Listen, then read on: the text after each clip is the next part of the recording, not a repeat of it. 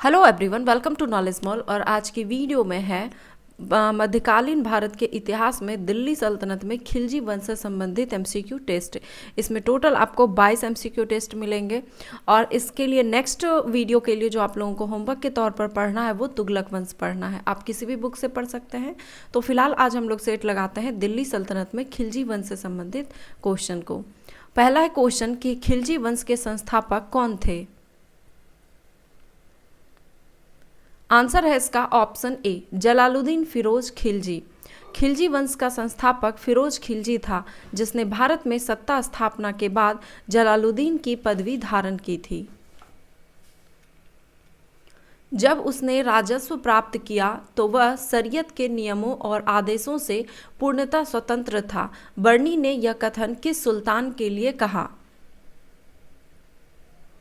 Answer है option C, Alauddin Khilji के लिए। जियाउद्दीन बर्नी ने यह कथन अलाउद्दीन खिलजी के लिए कहा। अलाउद्दीन दिल्ली का पहला सुल्तान था जिसने धर्म पर राज्य का नियंत्रण स्थापित किया। कौन सा सुल्तान नया धर्म चलाना चाहता था किंतु उलेमा लोग ने इसका विरोध किया। आंसर है इसका ऑप्शन बी, अलाउद्दीन खिलजी ने। अलाउद्दीन खिलजी एक महत्वाकांक्षी सुल्तान था। वह संपूर्ण विश्व को जीतने की अभिलाषा रखता था और साथ ही एक नवीन धर्म चलाना चाहता था, किंतु अपने वफादार मित्र एवं उलेमाओं के विरोध से यह विचार त्याग दिया। दिल्ली के किस सुल्तान ने सिकंदर ए सानी या सिकंदर द्वितीय सानी की उपाधि धारण की थी। आंसर है ऑप्शन बी, अलाउद्दीन खिलजी। अलाउद्दीन खिलजी जलालुद्दीन खिलजी का भतीजा था। अलाउद्दीन खिलजी के पिता के मृत्यु के बाद जलालुद्दीन ने ही उसका पालन पोषण किया और उसे अपना दामाद बनाया। जब जलालुद्दीन खिलजी सुल्तान बना, उसने इलाहाबाद जिले में कड़ा मानिकपुर की जागीर अलाउद्दीन को दे दी। अलाउद्दीन खिलजी अपने चाचा जलालुद्दीन खिलजी की हत्या कर अपने आप को सुल्तान घोषित किया।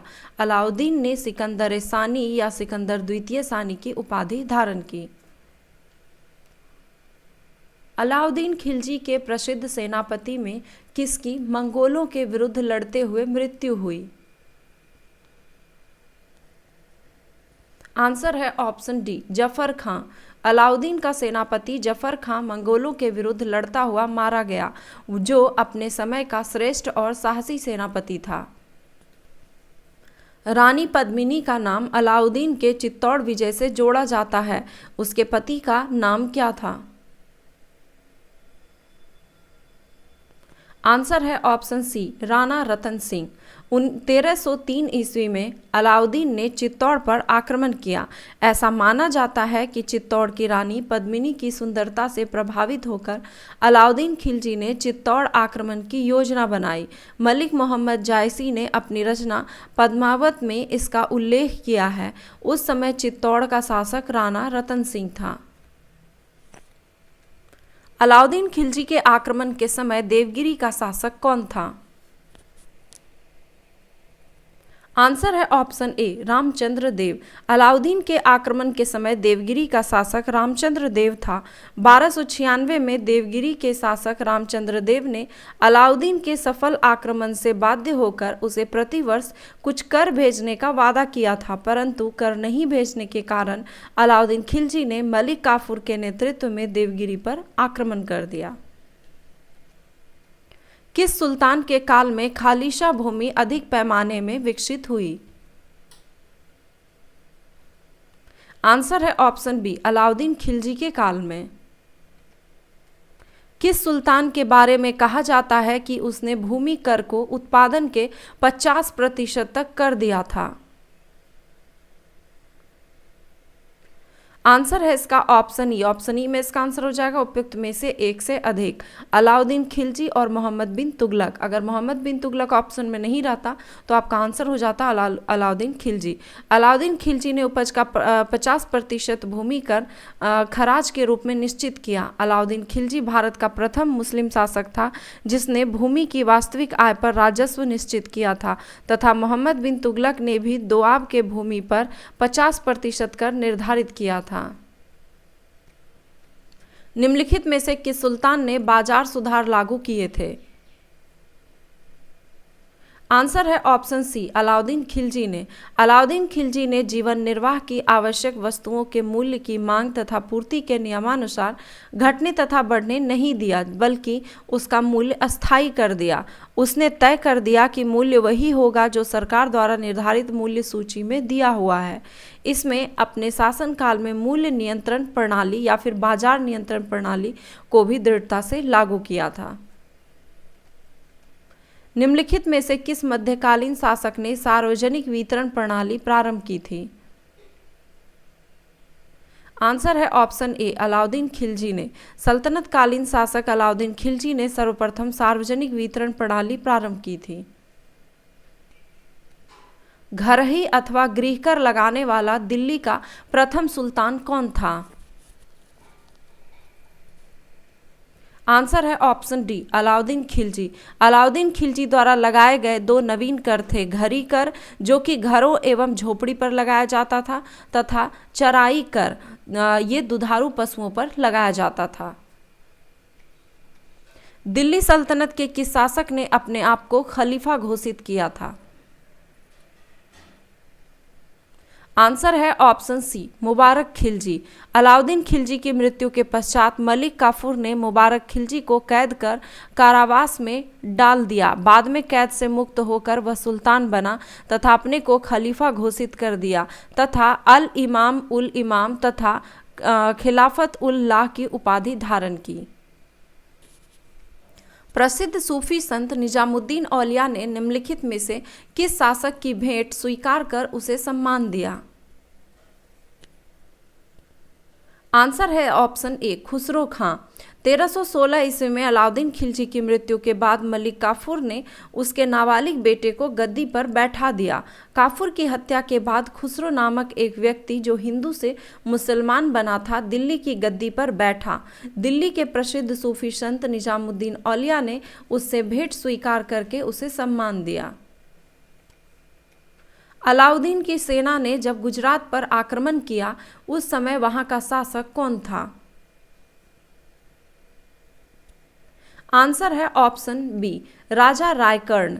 अगर आप 67th बीपीएससी की तैयारी कर रहे हैं तो 67th बीपीएससी के लिए 15 प्रैक्टिस सेट दिए जा रहे हैं 150 क्वेश्चंस के साथ, जिसके पीडीएफ का प्राइस रखा गया है मात्र 199 रुपये। आपको पेमेंट के लिए दिए गए क्यूआर कोड का इस्तेमाल करना है या फिर दिए गए अकाउंट नंबर का, और उसका स्क्रीनशॉट आप दिए गए व्हाट्सएप नंबर पर सेंड करें।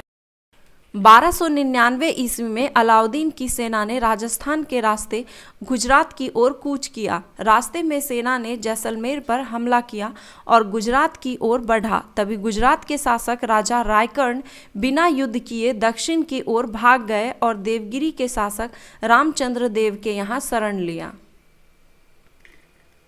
अलाउद्दीन खिलजी ने किसे राय रायन की उपाधि प्रदान की?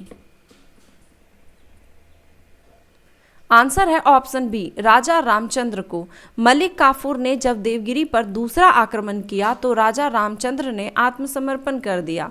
अलाउद्दीन खिलजी ने उसके साथ सम्मानपूर्वक व्यवहार किया और उसे राय रायन की उपाधि दी तथा उसे अपने पद पर फिर से प्रतिष्ठित कर दिया। नकद वेतन देने वाला दिल्ली का पहला सुल्तान कौन था? आंसर है ऑप्शन डी, अलाउद्दीन खिलजी। अलाउद्दीन का भू राजस्व को नगद वसूलने के पीछे यही उद्देश्य था कि अपने सिपाहियों को नगद वेतन दे सके।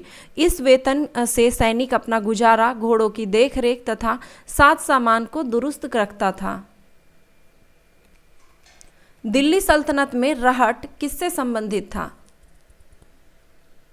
आंसर है ऑप्शन ए, सिंचाई से। मध्यकालीन सिंचाई व्यवस्था में रहट काफी प्रचलन में था।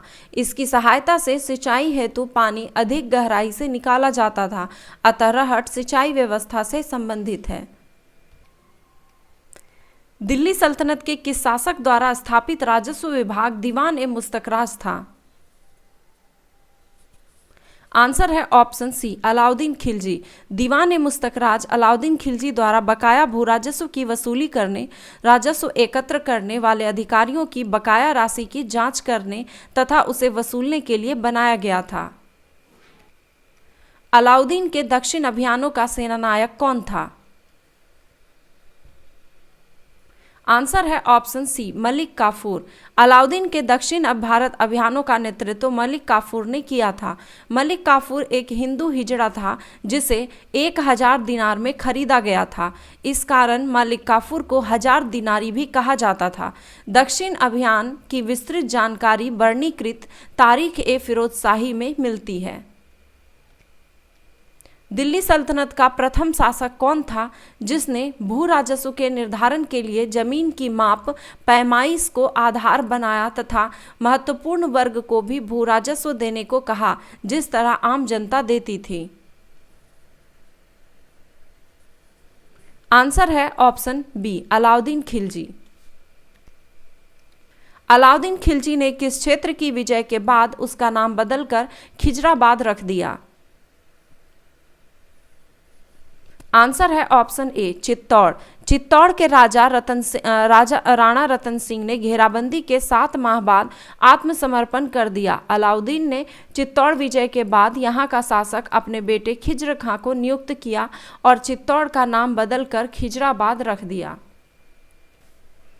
तो ये थे खिलजी वंश से संबंधित 22 क्वेश्चन का एमसीक्यू टेस्ट। आपने इसमें स्कोर कितना किया कमेंट बॉक्स में जरूर लिखें और जो क्वेश्चन आपसे गलती हो गए तो वो क्वेश्चन को आप फिर से जाकर सब्जेक्टिव किसी भी बुक में उसका डिटेल देख लें ताकि वो आपको लंबे समय के लिए याद हो जाए और उस क्वेश्चन को आप मिस ना कर सकें। तो नेक्स्ट वीडियो के लिए आप पढ़ लें तुगलक वंश, उसी से संबंधित एमसीक्यू टेस्ट लगाया जाएगा। तो वीडियो पसंद आया तो एक लाइक करें और शेयर करें। धन्यवाद।